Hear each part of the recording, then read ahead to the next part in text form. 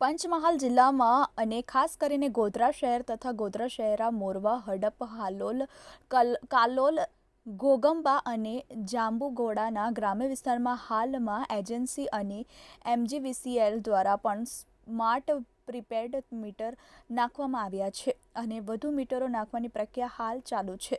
આ અંગે ગ્રાહકોની યોગ્ય જાણકારીનો અભાવ, સિસ્ટમને અપૂરતી જાણકારી, ટેકનિકલ મુશ્કેલી તેમજ અન્ય જુદા જુદા કારણોસર ગ્રાહકો મુશ્કેલી વેઠી રહ્યા છે. પંચમહાલ જિલ્લો આદિવાસી, બક્ષીપંચ, શ્રમ વસ્તી, છૂટાછવાયા રહેણાંક વિસ્તારો, જંગલ વિસ્તાર અને આર્થિક પરિસ્થિતિ નબળી જેવા કારણોસર આ વિસ્તારમાં પ્રીપેડ મીટરનો અમલ શક્ય કે ઉપયોગી જણાતું નથી, જેના કારણે લોકોમાં ભારે આક્રોશ અને નારાજગી છે. રોજનું કમાઈને ખાનાર ગરીબ લોકો આ યોજનાથી ભારે દુઃખી અને ચિંતિત છે. જૂના મીટર પ્રમાણે લાઇટ બિલ 2 મહિના ભરવામાં આવતું હતું. તેનાથી મધ્યમ ગરીબ ખેડૂતને, નોકરિયાત વર્ગને રાહત રહેતી હતી.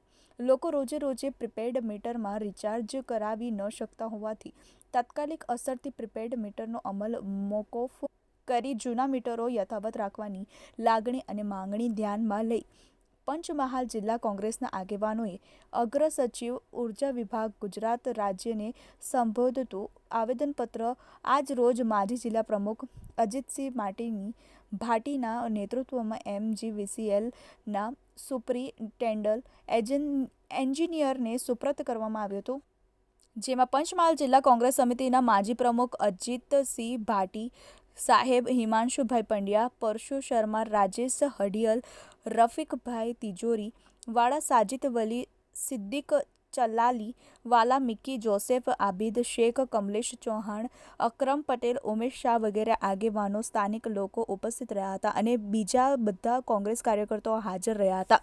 જેની શેખ, TV18 ન્યૂઝ, દાહોદ.